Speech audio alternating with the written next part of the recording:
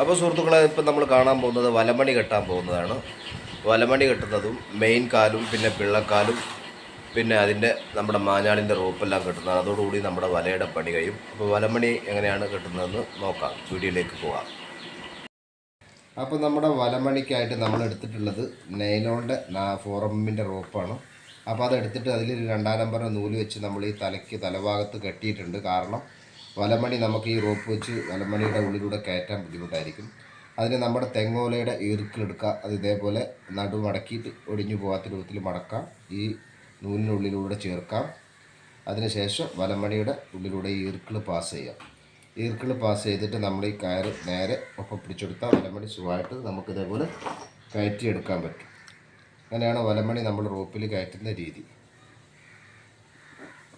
Finish.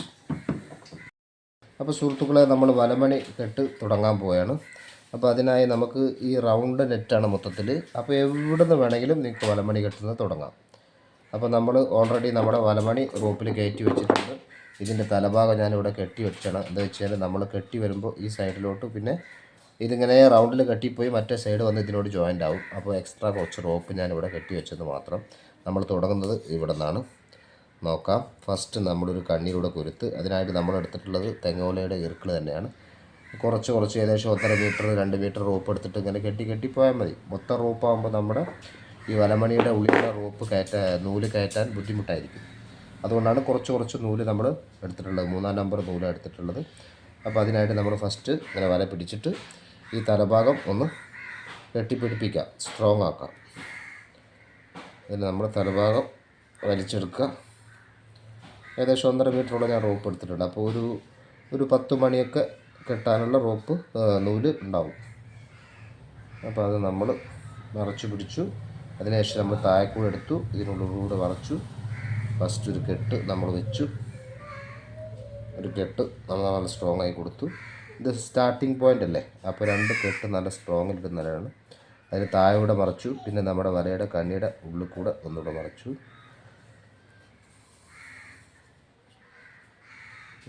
കെട്ടി strong ആക്കി. ഇനി നമുക്ക് ചെയ്യേണ്ടത് നമ്മുടെ വലമണി ആണ് പിടിപ്പിക്കേണ്ടത്. അതിന് നമ്മൾ ചെയ്യേണ്ടത് മൊത്തം നമ്മളടുത്ത് 155 മണിയുണ്ട്. ഏകദേശം 3.5 കിലോ മണിയോളുണ്ട്. നമ്മുടെ വല വന്നിട്ട് വരുന്നത് 700 കണ്ണി വലയാണുള്ളത് താഴ്ഭാഗത്ത്. അപ്പോൾ 700 കണ്ണിയെ നമ്മൾ 155 കൊണ്ട് ഹരിക്കുക. അപ്പോൾ 4.3 കാണിക്കുന്നത്. അതായത് 4 കണ്ണി കഴിഞ്ഞാൽ ഒരു വലമണി, വീണ്ടും 4 കണ്ണി ഒരു വലമണി. അപ്പോൾ നമ്മൾ ഫസ്റ്റ് തന്നെ ആദ്യം ഒരു വലമണി കൊടുക്കാം. ഒരു വലമണി കൊടുത്തതിന് ശേഷം ഫസ്റ്റ് നമ്മൾ കണ്ടില്ലേ, ഈ നൂല് നമ്മൾ ഈ ഈർക്കിളിൻ്റെ ഈ തെങ്ങോലയുടെ ഈർക്കിൾ നമ്മൾ വലമണിയുടെ ഉള്ളിലൂടെ കയറ്റി കഴിഞ്ഞാൽ സിമ്പിളായിട്ട് പാസ് ചെയ്യാൻ പറ്റും. അപ്പോൾ കൂടുതൽ നൂലെടുക്കുമ്പോൾ നമ്മൾ ഒരുപാട് സമയം വലിച്ചടിച്ചിരിക്കേണ്ടി വരും. അതുകൊണ്ടാണ് കുറച്ചെടുത്താൽ മതി. പിന്നീട് ഇത് ജോയിൻ്റ് ആക്കുമ്പോൾ കെട്ട് വരുന്ന ഭാഗമാകുമ്പോൾ ഈ വലമണിയുടെ ഉള്ളിലേക്ക് കെട്ട് പോകുന്ന രൂപത്തിന് അളവിന് നോക്കിയിട്ട് കെട്ടി കൊടുക്കാം. അപ്പോൾ കെട്ട് അതിനുള്ളിലോട്ട് പോവുകയും ചെയ്യും. അങ്ങനെ നമ്മൾ പിടിച്ചു. ഒരു കണ്ണിക്കാണ് നമ്മൾ വലമണി കെട്ടുന്നത്. പിടിച്ചു. ഇനി നമുക്ക് ഈ കണ്ണിയുടെ ഇതിലൂടെയാണ് ഇത് കുരുക്കേണ്ടത്. ഇതിലൂടെ കുരുക്കി കഴിഞ്ഞപ്പോൾ നിങ്ങൾക്ക് കാണാൻ പറ്റും. അപ്പോൾ ഇത് രണ്ടും കൂടെ നല്ല ഏകദേശം ടൈറ്റായിട്ടുണ്ട്. മാക്സിമം ടൈറ്റ് ചെയ്തിട്ട് പിടിച്ചതിന് ശേഷം നമ്മളിവിടെ രണ്ടും കൂടെ അങ്ങനത്തെ പോലെ പിടിച്ചതിന് ശേഷം നമ്മൾ മറിച്ച് അതിൻ്റെ താഴ്ഭാഗത്തൂടെ എടുത്തിട്ട് ഒരു കെട്ട് വയ്ക്കാം.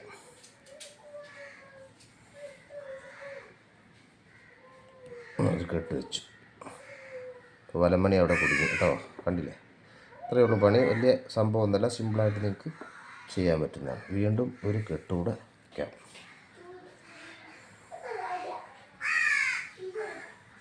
അപ്പോൾ നമ്മളിപ്പോൾ ഒരു കണ്ണിയുടെ വലയിലാണ് നമ്മൾ ഈ മണി പിടിപ്പിച്ചിട്ടുള്ളത്. ഇനി നമ്മൾ കണക്കൂട്ടിയത് 4 കണ്ണി കഴിഞ്ഞാലാണ് ഒരു വലമണി.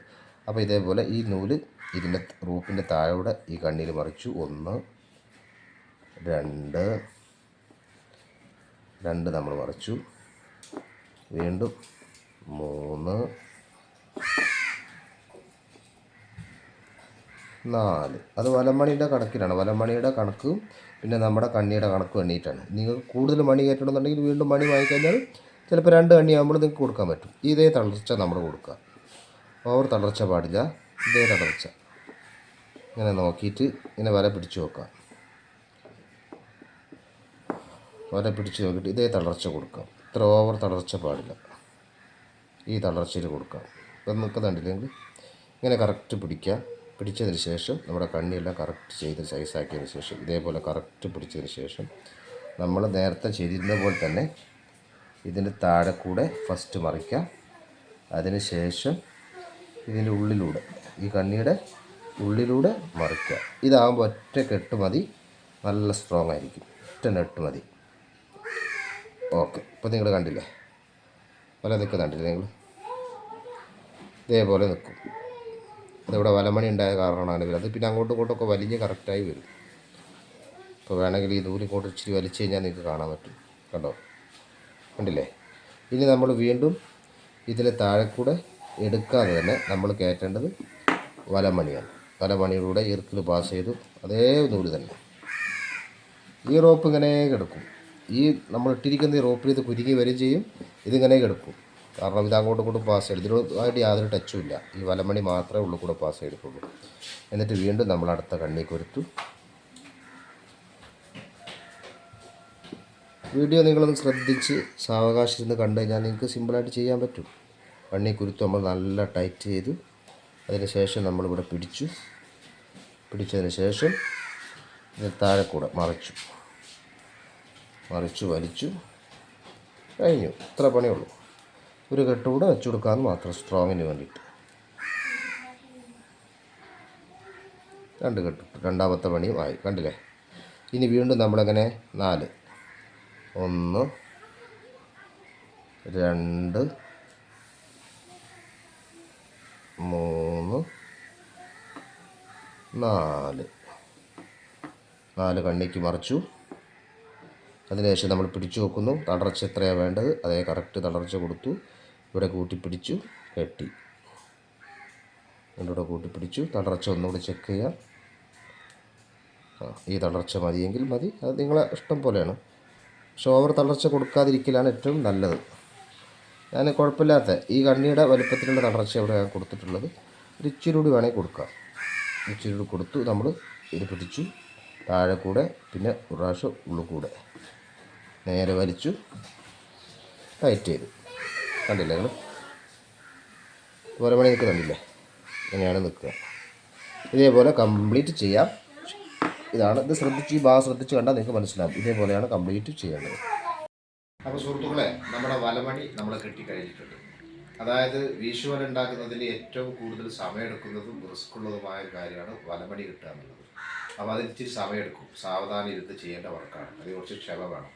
അപ്പോൾ നിങ്ങൾക്ക് ശ്രദ്ധിച്ച് നോക്കിയാൽ കാണും നമ്മൾ എങ്ങനെയാണ് അത് കെട്ടിയിട്ടുള്ളത്. അപ്പോൾ അതിന് സമയമെടുക്കും. ബാക്കിയുള്ള പണിയെല്ലാം നമുക്ക് പെട്ടെന്ന് തീർക്കാം. പക്ഷേ വലമണി കെട്ടുന്നത് വളരെ ശ്രദ്ധിച്ച് കെട്ടിയില്ലെങ്കിൽ വല വീശുന്ന സമയത്ത് കുരുങ്ങാനും വല വിരിയാതിരിക്കാനൊക്കെ സാധ്യതയുണ്ട്. അതുകൊണ്ടാണ് ആ പണി വളരെ ശ്രദ്ധിച്ച് ചെയ്യണം. അപ്പോൾ നമ്മുടെ വലമണി കെട്ടിയ വല നമുക്കൊന്ന് കാണാം. നിങ്ങൾക്കിപ്പോൾ കാണാൻ പറ്റുന്നുണ്ടാവും. കംപ്ലീറ്റ് നമ്മൾ കെട്ടിക്കഴിഞ്ഞതാണ്. കംപ്ലീറ്റ് നമ്മൾ കെട്ടിയിട്ടുണ്ട്. അപ്പോൾ ഇത് കഴിഞ്ഞ് കഴിഞ്ഞാൽ വലയുടെ 90% പണി കഴിഞ്ഞു എന്നുള്ളതാണ്. പിന്നീട് ഇനി നമുക്കുള്ള വർക്ക് എന്താണെന്ന് വെച്ച് കഴിഞ്ഞാൽ പിന്നെ ഇതിൻ്റെ നമ്മുടെ മാഞ്ഞാളിയുടെ റോപ്പ് കെട്ടണം. പിന്നെ വലയുടെ കാല് കെട്ടണം. അത് രണ്ടും കഴിഞ്ഞാൽ കംപ്ലീറ്റ് വർക്കും കഴിഞ്ഞു.